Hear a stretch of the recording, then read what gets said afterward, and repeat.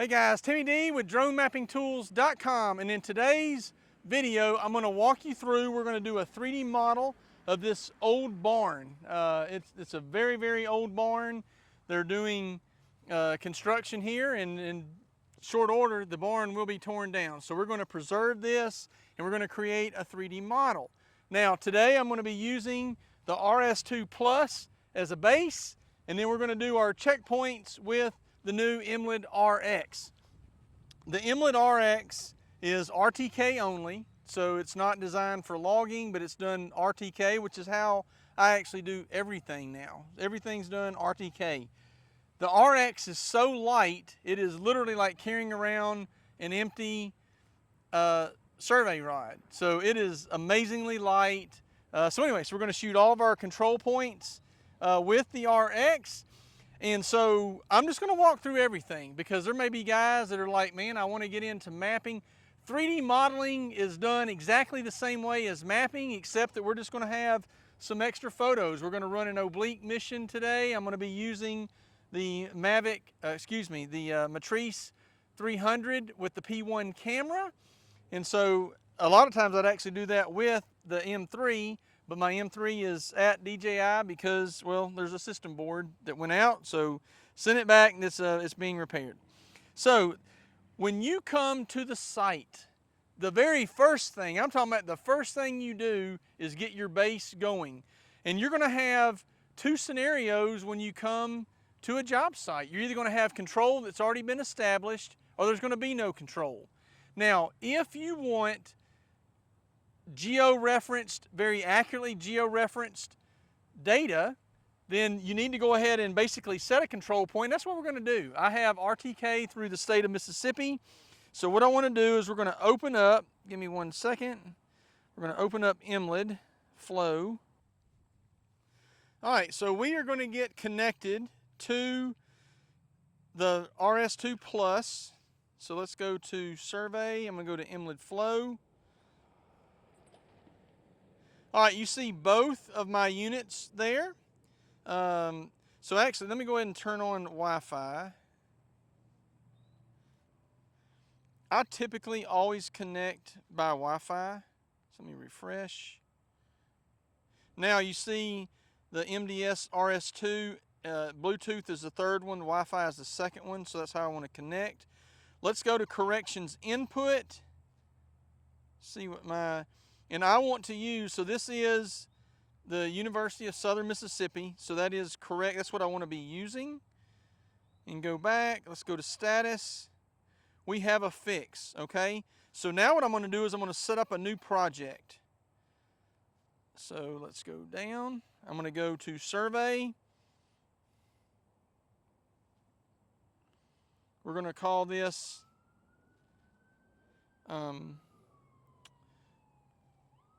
Emlid tutorial. We hear the emergency wagon coming down. Oops.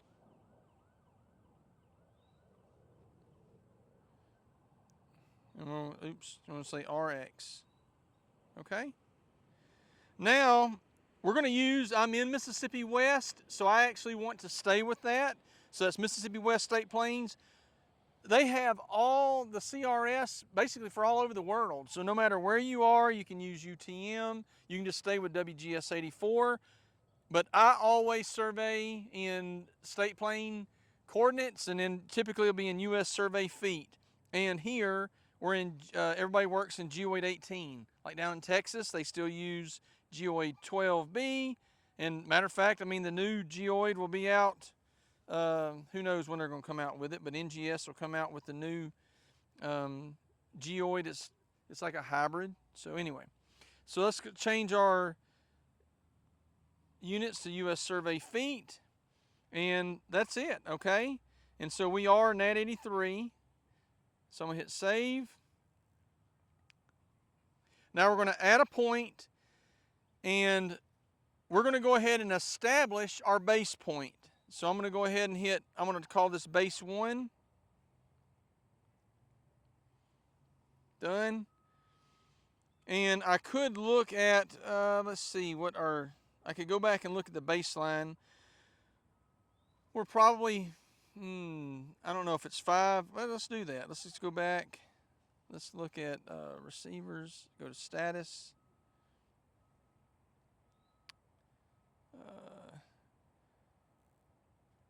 Baseline. So almost 8 kilometers. Okay. So it's a minute for every kilometer is a very good when you want to either like for logging a point. So I'm going to do this. I'm going to go to survey. We're going to add a point. And I'm going to go ahead. Oh, I need to make sure my antenna height is set correct. It is 6.271. And I got to choose, and that is correct. So let's go to pole 6.271. Done. Okay. This is the Reach RS2 Plus. That is correct. So I'm going to hit save, and it'll actually automatically account for the offset. And I got to type that in again. BAS1. 1.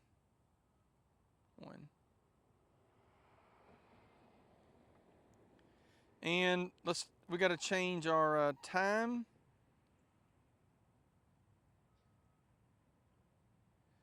Fix only. And I don't want instant. I want averaging. And we're going to do time. Let's go down here. And we're going to change this to 8 minutes. Okay. Hit save. We're going to measure. All right, so this is going to be collecting for 8 minutes. So what we're going to do, I'm going to pause the recording. I'm going to go out and set targets out so that while this is logging for the 8 minutes for us to get our base point, then I'm going to go ahead and we're going to put targets just basically on the corners around this building. And then I'll come back, we'll video the recording of those targets, but we're getting later in the day. So what I want to do is I want to get the targets out. I want to go ahead and get the drone flight done. We're going to record that. I'm going to walk through setting up the drone flight, and we're going to record the flight. We'll have our targets out. We can come back and survey the targets after the fact.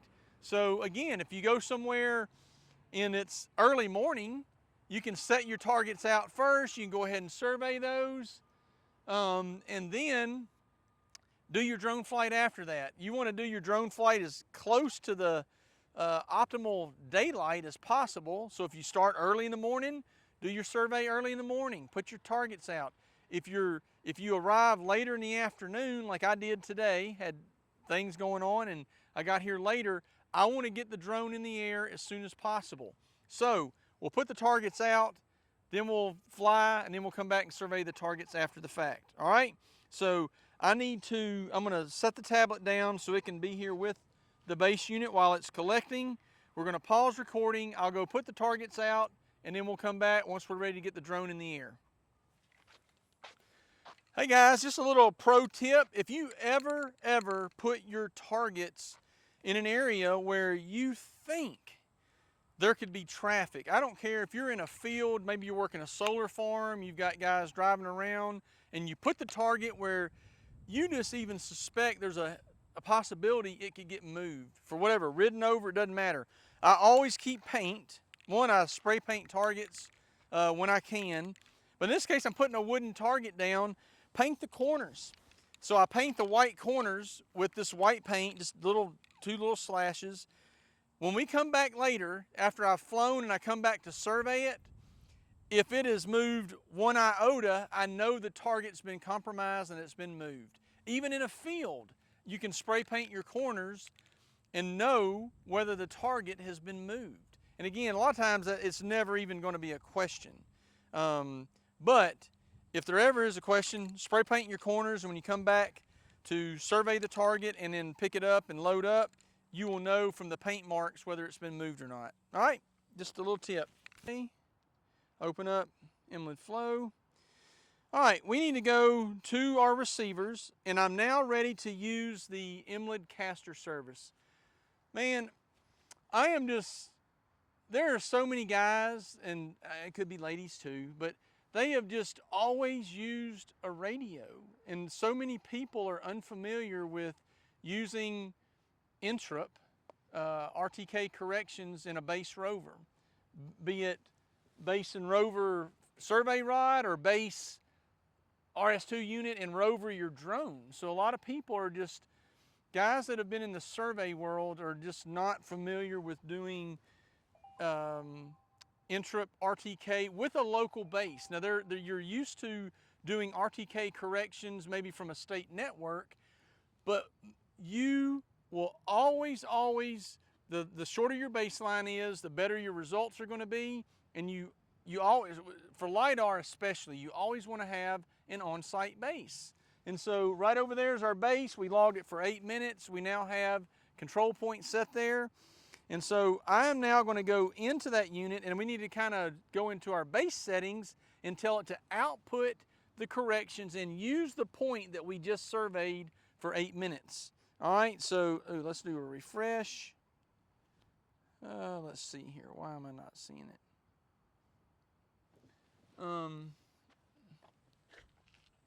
I'm close enough. Give me 1 second.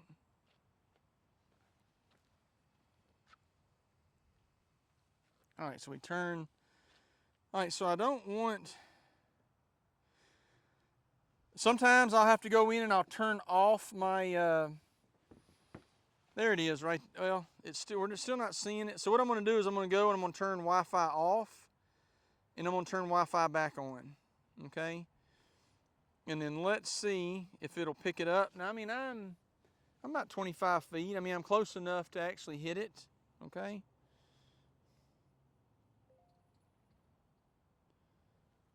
Let's see.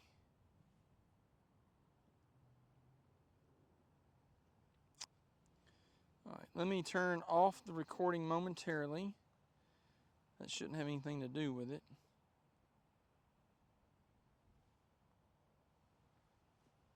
I don't need messages.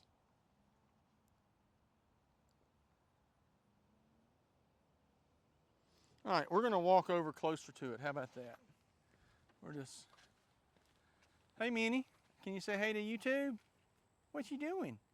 I got her nice little pink vest. So I'll be doing a video on the side-by-side. That's the latest thing I picked up for. It's going to be very helpful. I've already done LiDAR with it. It is, I got a custom rack being made for it so I can have all my equipment in there. That's going to be very, very nice. All right, so I don't know why, but we're just going to connect to it by beta. Now, corrections input, I do not need that anymore. I'm actually going to turn that off, okay? Okay, so I wasn't recording on my iPad, so we're going to go back. I want you to see what I did, okay? So I'm going to go back into survey, Emlid flow. We're going to connect to the MDS RS2. All right, so the first thing I did, corrections was actually, let's just turn it back on. And it's going to say it's receiving corrections here in a minute. There it is. And we'll go to a fix. So what I did is I came in, when you are going to use a manual point, you no longer need to receive corrections. It is absolutely, it's doing nothing. There's no reason to do it. All you're doing is just using data. If you have a SIM card, that's another thing. If you have an RS2, an RS3, an RS2 Plus, or an RS3, be sure you have a SIM card in there. You can get plans for $10 a month here in the United States. Man, that's gold in there. You don't want to use hotspots and all that crap. It's just put a SIM card, pay $10 a month, and life will be smooth and easy. So what I'm going to do is I'm going to go to corrections input. I'm going to turn it off. I don't need it. You heard that? It just beeped, meaning I lost my fix. Well, sure, I just turned off corrections. Now I go to base output. And so what is so very nice about the Emlid units compared to other units, I don't have to change log on, log off the unit and change the mode. This thing can actually be receiving corrections and outputting corrections all at the same time. You don't have to go in and basically say, I'm now in base mode, I'm now in rover mode. It doesn't matter. I can just turn corrections off coming in. I go to my base output. I do want it to go to the Emlid caster service, and so I can go double check it. I always use the IP address for the Emlid caster. That seems to be error free when I do that, then you will have your own username and password, or excuse me, password and mount point that you will use. I've already done a video on that, so if you have questions about using Emlid caster, see the video. I'll put a link down below. Tells you how to do that. So I'm already uploading my location to the Emlid caster, but one thing I do need to make sure of, you go to base settings and never ever just skip past this and forget to check it. Because if you have a manual point from a previous job that's way away from here, well, it doesn't even matter if it was 100 feet from here, it's going to be wrong. So always go in to your base settings and make sure that is correct. And so I'm going to say configure, I'm going to say choose from project, then all of your projects that you have, it'll come up in the list. I mean, and you can go back to a site month after month after month, and then you just go pull up the old project, select your base point that you're going to use. Maybe you fly stockpile missions every month at the same place and you set up on the same base point. Man, this is so nice, so easy. So I'm going to do Emlid tutorial. I'm going to use base 1 because that's the point I'm sitting on, and I hit apply. And when I do that, it now applies this location to the base. It is now outputting to the Emlid caster service, and it is using base 1, which we surveyed earlier. So now the drone is ready to receive corrections from this point. So I'm going to hit save, and that's it. We're done. Let's go get the drone in the air. Man, I hope it stays cloudy. This will be awesome. We won't have any shadows. So I'm actually going to go ahead and close this out. Let's go ahead and stop recording, and let's head over here and let's go get the drone set up. The M300 is already on. So, man, I'm gonna tell you what, oh my goodness, when I get my rack on here, and I'm gonna do a video just on this thing right here, this is a Polaris 570 full size, side by side. I'll have a shelf here to put my battery case, a full rack that's going to be pretty long. I'll be able to take off from the top of the rack. If I'm out in a field of thick grass, I can literally put the drone up on top, take off. I'll be able to store stuff up on top. I can actually put an additional hitch rack on the back if I'm going to be doing all day stuff and want to, I need to run my generator and the refrigerator to help cool the batteries down. Anyway, this is going to be a mapping machine. So I leave all of my drone stuff in here. Now when I come anywhere, I just hook up the trailer, run this up on the trailer. All my drone stuff is in here, and then I don't even have to unload the vehicle, none of that. I pull this in the garage. It's nice. Okay, so sorry about that, but this is an awesome tool. So let's go ahead, excuse me.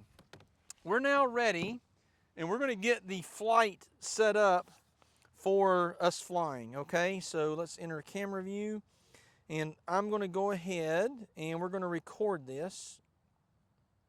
Okay, so we're now recording, good. Now, let's go into our settings, and I'm gonna go to RTK, turn RTK on. RTK positioning error.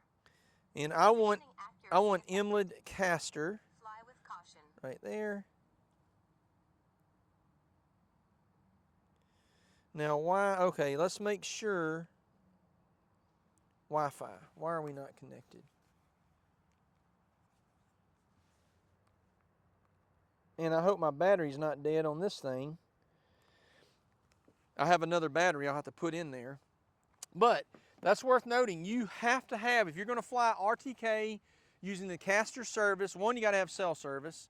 Everywhere I fly, I always have cell service. I mean, now it's very rare that you don't have cell service. That can happen, but then I did another video on using what's called local interrupt if you don't have cell service. So that's certainly worth watching. All right, so we're getting connected to the hotspot. It had actually gone to sleep since nothing was connected. All right, now let's see if we're, let's turn this off and back on. RTK positioning error. Positioning accuracy affected. Fly Okay. with caution. Oops.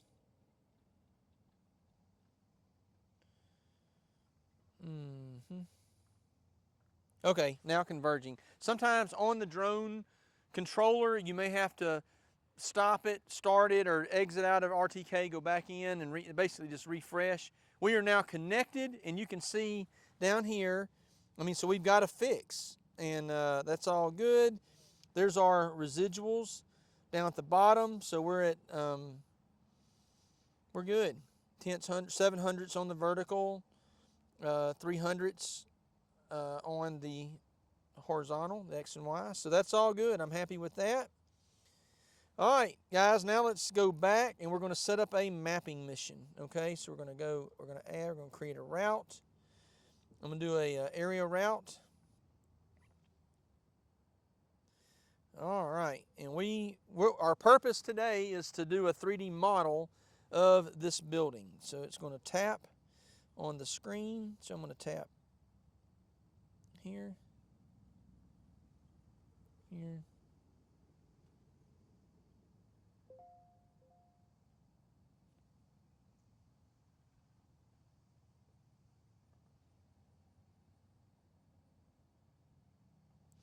And I put, I'm going to actually drag out a little bit because I need to make sure I'm outside the ground control points I put out. This is such a tiny area, it doesn't really matter on space. It's not like we're trying to save, a half an hour on the flight time. So, all right, that looks pretty good to me. So now, hit a check mark. We're the P1. This is the 24 millimeter. Okay. Payload. First waypoint autofocus. I'm good with that. Okay. I'm going to hit OK. Now we're going to do an oblique collection because we're doing 3D. And let's see. I don't know why it does stuff like that. 895. I'm going to fly this at 150 feet. Okay. So a little under a centimeter GSD on that. And we're doing smart oblique. Okay. And what if I do 125? I can clear the trees. Okay. We're still only a 7-minute flight, right? And I'm good with that. Actually, let's make it the long part. I want it to go north. So we'll do 0. Let's do that. All right. That's it. Advanced settings. I actually want to do 75. Front, I'm good with that. Takeoff speed, very good. Now, what in the world happened to my RTK? Why? Okay, I'm going to change. I think my battery is dead on this, so we're going to put a new battery in it.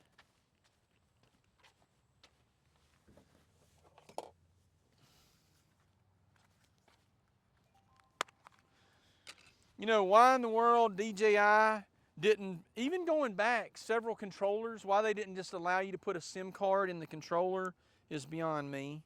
I do not understand that. And this is the RC Plus.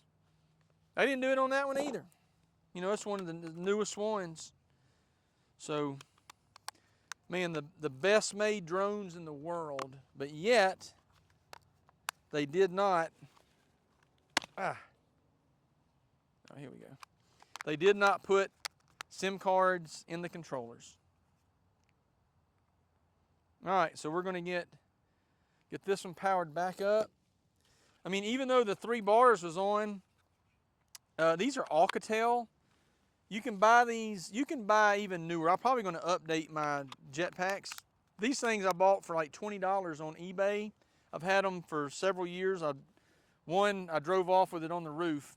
Another pro tip, if you ever put anything on your roof, take the keys out of your ignition and put it with that item. If you do that, you can never drive off and forget.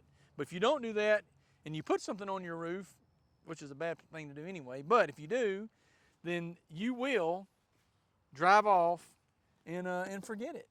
And anyway, so that happened with my RS3. I stuck it up on the roof, didn't have keys. And then another time I put one of these on the roof, promised because I wanted it for reception. I promised I will not forget it's there. Didn't put keys and drove off and it's gone. So anyway, but I got two, so I'm good. So let's go back to, we got to go back to our RTK settings, okay? Well, one, I got to go back to Wi-Fi, get connected. And again, my batteries are good. I'm now being connected, okay? Now, RTK is back connected again, so we're good on that. All right, guys, we are ready. We're going to have 427 images. That's a lot for, you know, just this little, but this thing ought to turn out really well. And I could take even some lower level manual images. I might do that. So let's go ahead and get the bird in the air. Going to save it. Okay. And that's it.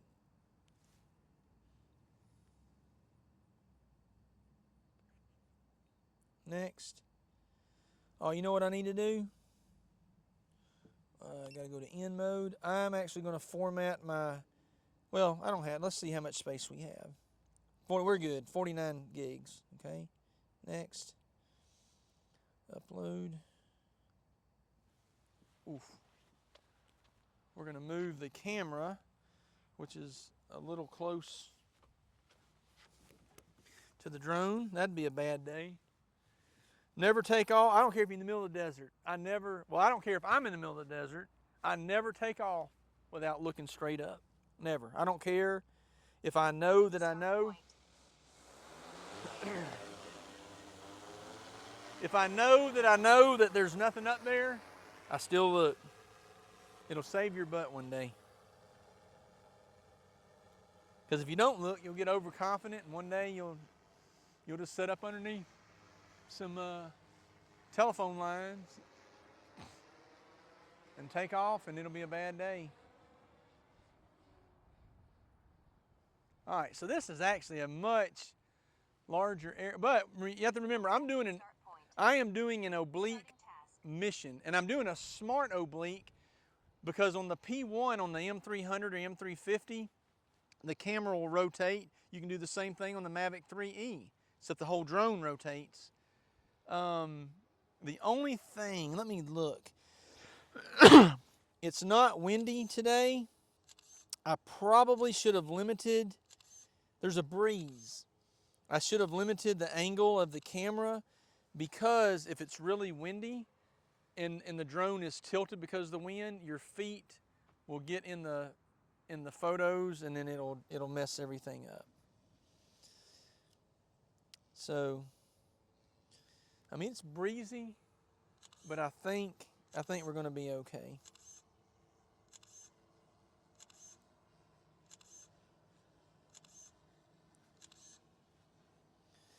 But the P1's what we want to be looking at.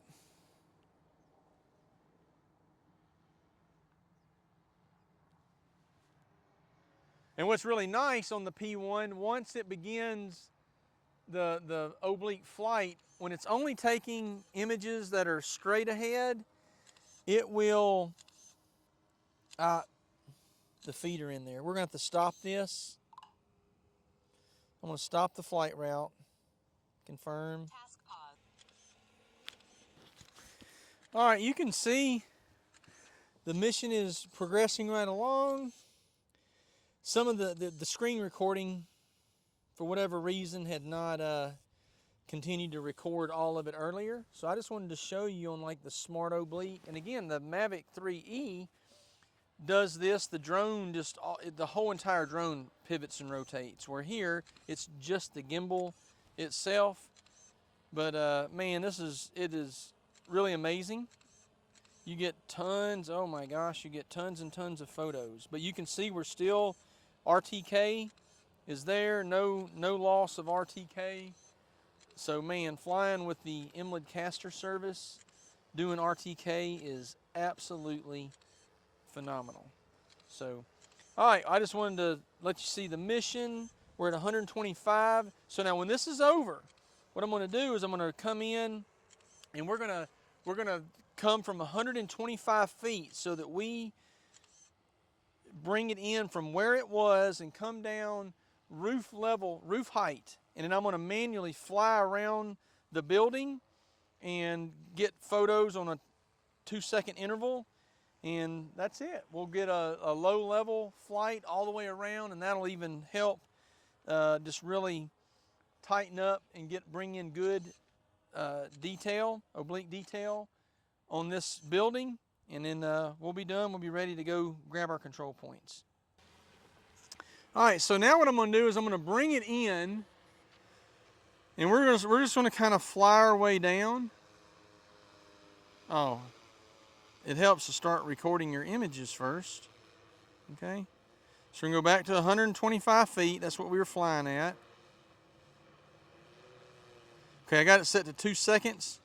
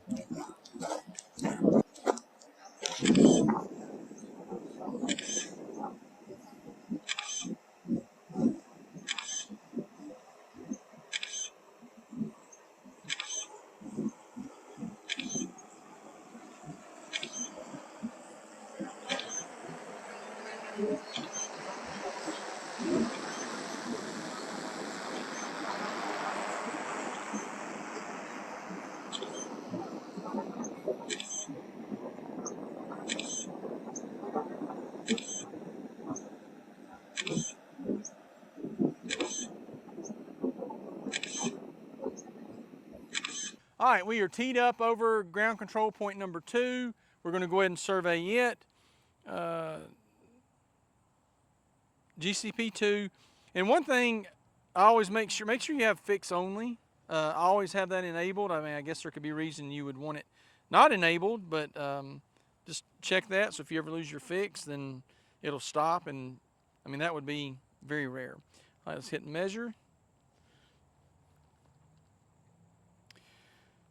But the workflow that we're doing out here, it's the same whether you're doing just normal, what I would call normal photogrammetry. This is still photogrammetry. We're just doing 3D modeling of this building. If you're doing just a normal mapping mission, you wouldn't have the oblique photos. I would fly just a lawnmower pattern, straight nadir pattern for mapping. If you have a lot of elevation change, then I would fly maybe a gridded pattern, okay? For LiDAR, I'm going to be flying LiDAR, but I always fly photogrammetry when I fly LiDAR. Now, if you have a combo unit that has LiDAR and an integrated camera, I should say, then that could all be one mission, but I always fly a photogrammetry mission with usually the Mavic 3 Enterprise. There could be a special occasion where I would want to fly it with the P1. But anyway, coming up soon, I'm actually going to have the Inertial Labs M2X unit that'll be without the camera, and then I can fly the P1 combo. That's going to be a nice setup if I want to do that.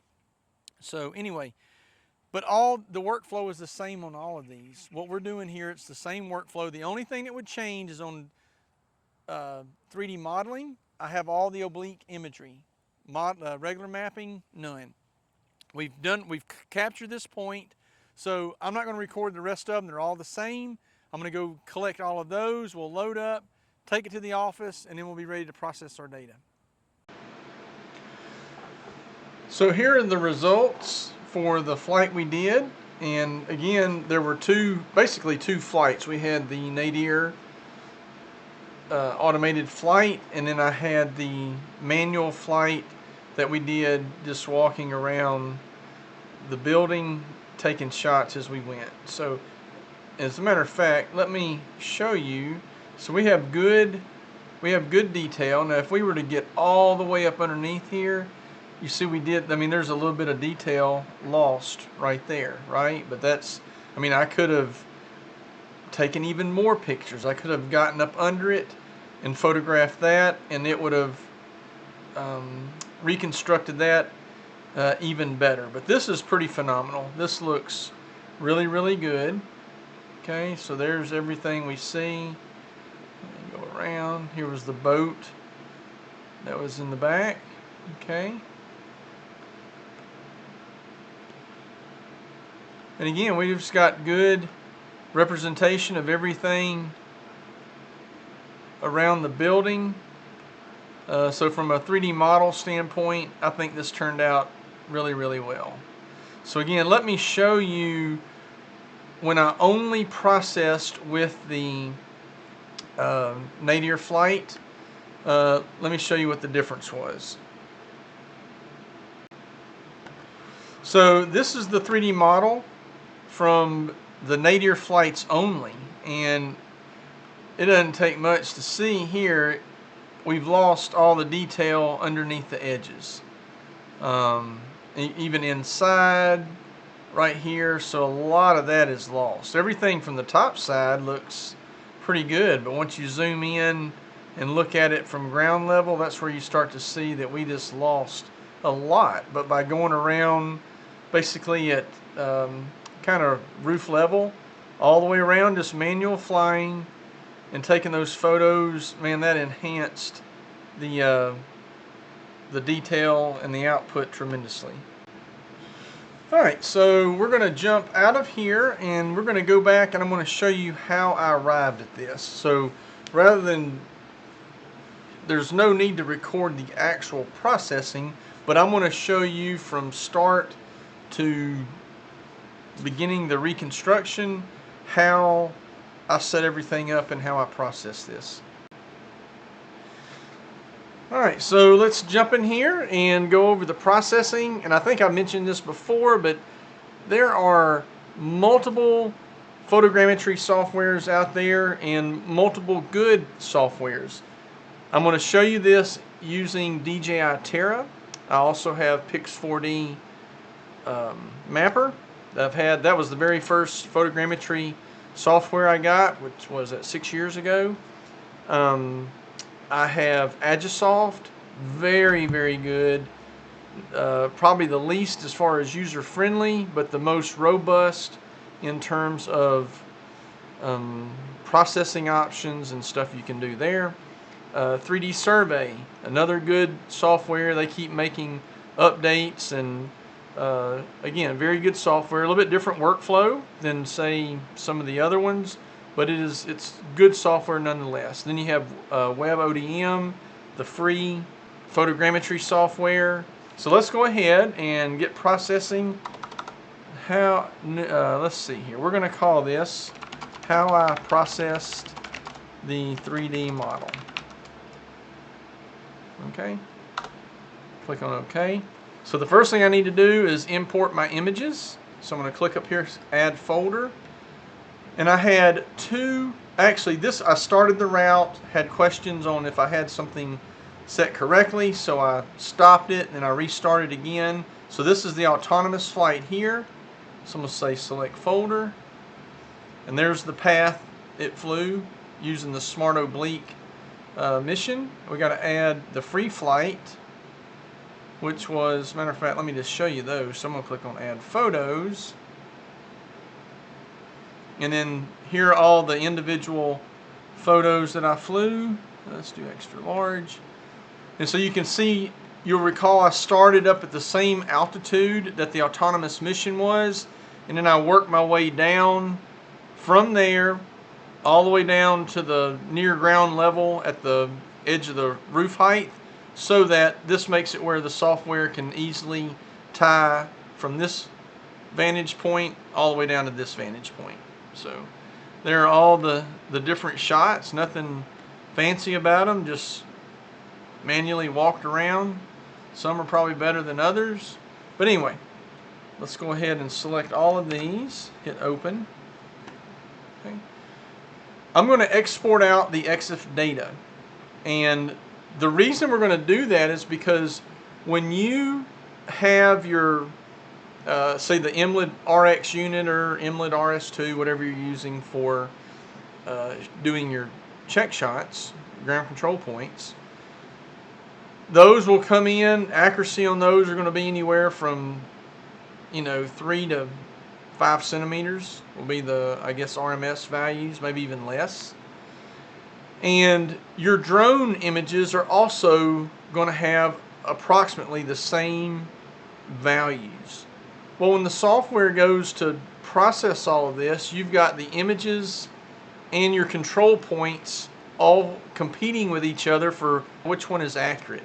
So if you are going to use your ground control points to process, then it's my opinion it's going to be good to go in and take your images and change them from whatever they were. So whatever the accuracy values are, I'm going to change them all to one meter for the horizontal and the vertical.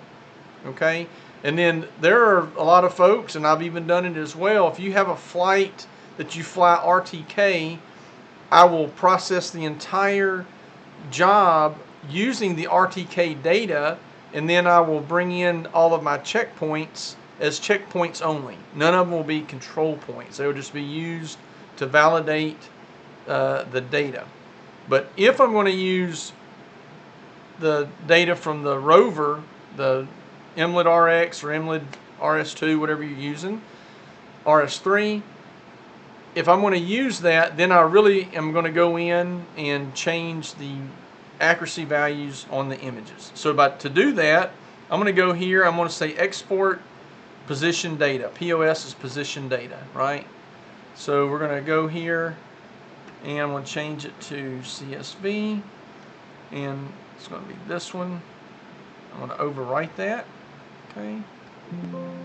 You want to replace it? Yes. Alright, now we're going to open that up. And so this is what we just exported right up here. Okay. And the first thing I need to do is I'm going to clean up this long path. So I'm going to get rid of everything that is before the image name. I'm going to copy that, highlight the column, and do Control H to replace. I'm going to paste, then we're going to replace it with nothing, and that'll delete it. So replace all. Okay. Now I'm going to roll all the way down, and then these, so this has a different path because this came from the second flight. So I'm going to do the same thing. I'm going to go from that hash. Now let's highlight the column, Control H to replace. Control H. Oh, there you are down here.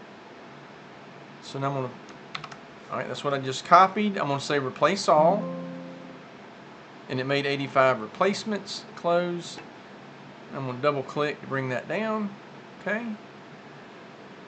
And there we go. And then here is our horizontal and vertical accuracy value. So again, we want to change this from 0.03 to 1 meter. Because what I'm doing is I'm going to allow DJI Terra to put emphasis on the control points, and by having this at a higher value, it'll move these images better when they have a 1 meter accuracy versus 3 centimeters. Okay, so we're going to do replace all. Same thing with the vertical. 0.06 to 1 meter, replace all. Okay, close. I'm going to save this and close it. I need to import, I'm going to bring that back in. So what I'm going to do is I'm going to import POS data. It says, hey, you're going to overwrite it. I'm like, yep, I know, because I just fixed that. And it's going to be this one. Now, the known, this is NAT83 points. And that's another thing that I got to mention. I've mentioned it in some of my other videos. All our base station, our base location, base coordinate was a NAT83 2011 coordinate. It was based on the NAT83 2011 datum. Therefore, everything that comes from that, the drone flight, my rover, all of that is NAT83. It is not WGS84. So I'm going to tell Terra that it is NAT83. Now this is the NAT83 geodetic, so there's no state plane, and it's ellipsoid. So your images are in ellipsoid height, not geoid height. So that's also important. And so this is going to be photo name, latitude, longitude, and elevation, altitude. Okay. Now, we do not want it to use the Terra accuracy. See right here how it's defaulting to 0306? We don't want that. I want it, and then this right here, you got to scroll it down. Once you select it, you got to scroll your wheel down. We want to use custom accuracy. And now we can use what's this 1 meter right here. So that's going to be horizontal, and this one's going to be vertical. Okay. Now I've made all of my column selections. I'm going to go up here to the top left, and I'm going to say skip the first row, which had all the headers in it. And that's it. So I'm going to say import. Okay. So it now imported the data right back in. We've specified it's NAT83 2011. We also specified the image accuracy to be 1 meter, even though it truly is much less than that. But we wanted to specify 1 meter because we're going to use control points, and we want the control points to take precedent over the images themselves. So let's now one thing I've got to do is I'm going to it'll only take about 5 minutes. I'm going to go ahead and run the triangulation. This is just the initial triangulation of all the photos. We're going to let this run, and as soon as it finishes, I'll come back and we'll continue on. Alright, the initial reconstruction is done, so we'll do that. Let's go into our auto triangulation, go to advanced, and we're going to go ahead and import our ground control points. I'm going to go up here and click there. I turned on my little mouse identifier so you can see my clicks better. And this is also going to be, this is Mississippi West. Now when you run, if you do DJI Terra for the very first time in your data, your particular CRS is not here, you just come down to the bottom, click on horizontal coordinate system, I'm going to come here and I'm just going to search. I'm going to say Mississippi.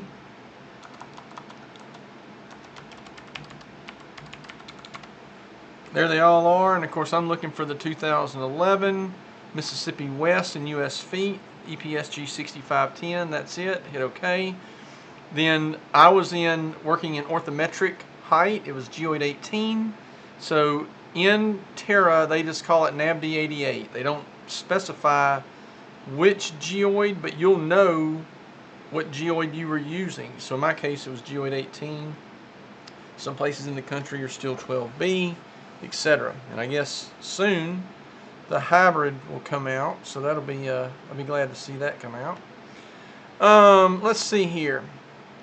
So now this is going to be name, easting, northing, elevation. Okay, and then there's our true RMS values right here, and we could use that, or we can just stay with the default 0.005, 0.005. So anyway, it doesn't matter. We're going to rely on our ground control points. So I'm just going to accept the DJI Terra accuracies on that, and we want to skip this first row like that, and I'm going to say import. And then there's going to be some in this list that I'm going to go ahead and delete because, like the base, it's just at the base of the pole. I mean, you can actually see, there we are. Of course, it's in the grass, but we're not going to mark that. There's no target.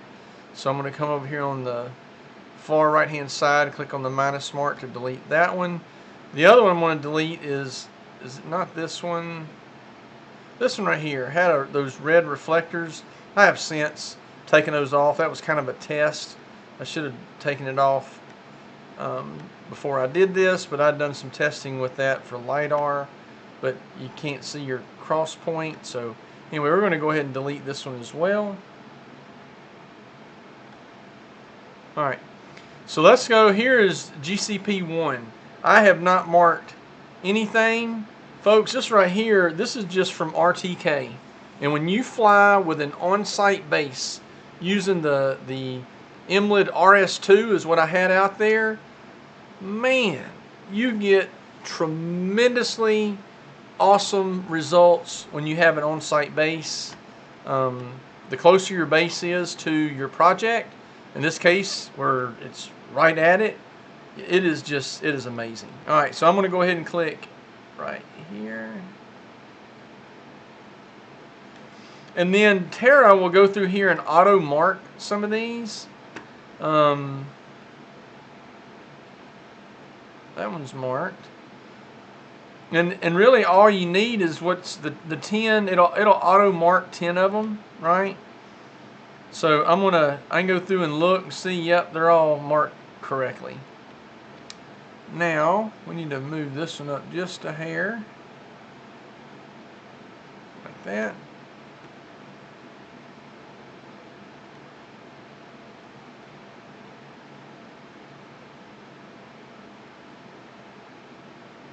I mean, they're all just going to be spot on. Alright, then we're going to go to this one. I mean, again, this right here, this is just the RTK. That's how awesome it is. I mean, it's almost spot on without ever even marking a thing. Just amazing. Alright. We're going to look through some of these. Yep, that's good. Alright. And then here's another one. Again, we're just ever so slightly off. Right there. Alright, that's looking good. And then let's see. Yeah, this one, there wasn't a really good define. That was a pretty poor shot. I could have done the metal. That would have been more identifiable in the photos because I can just do it just like this.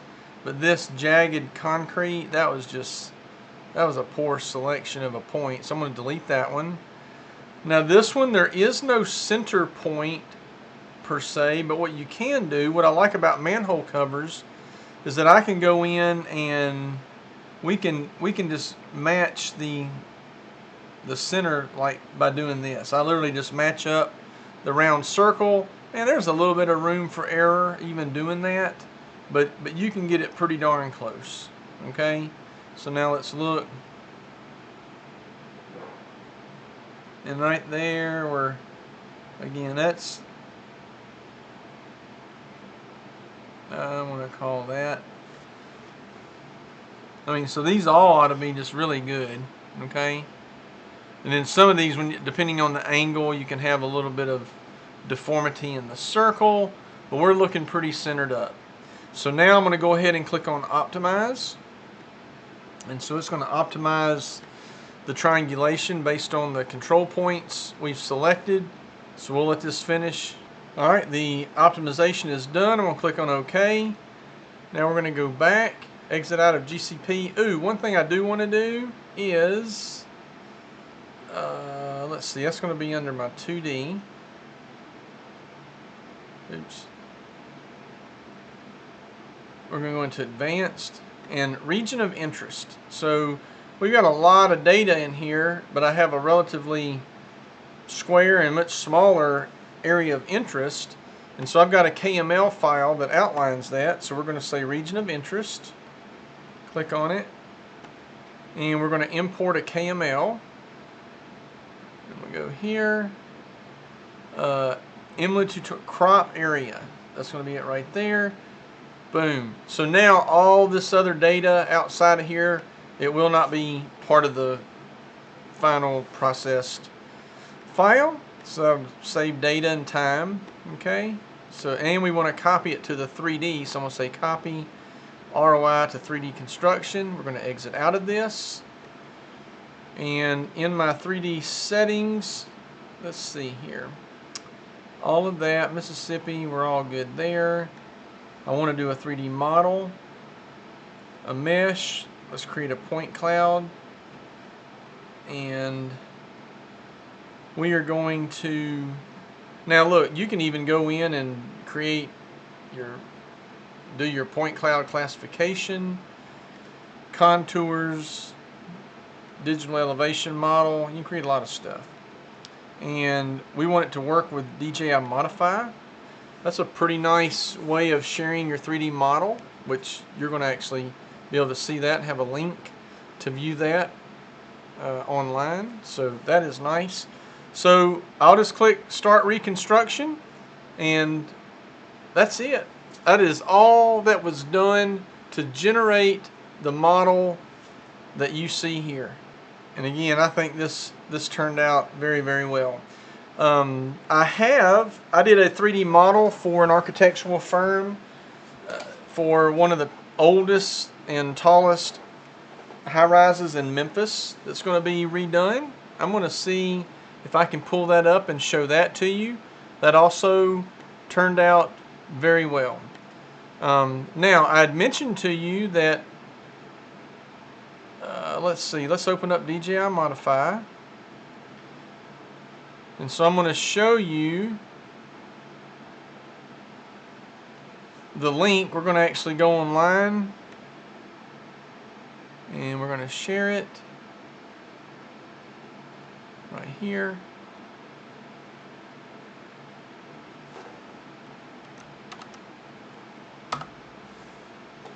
So here's the web-based version of this model. So if you have your 3D model, you can now share it with your client, and this is web-based. This is not local. So again, this turned out very, very nice. So if you have a 3D model you want to share with your client, doesn't matter how big, how small, then you can use DJI Modify and use that as a platform for sharing the 3D model details. So, alright, if this has been helpful, give me a thumbs up, like the video, subscribe. You know, we're going to try to keep putting out new content. That's always easier said than done, but I do have more stuff in the works, stuff that needs to be processed and uploaded. And anyway, if you need and want to purchase the Emlid units. Go to dronemappingtools.com. We have all the Emlid units there available. We've got DJI Terra also available. So everything I showed you here is on dronemappingtools.com so that you can do the same thing and get the same results. I'll see you in the next video.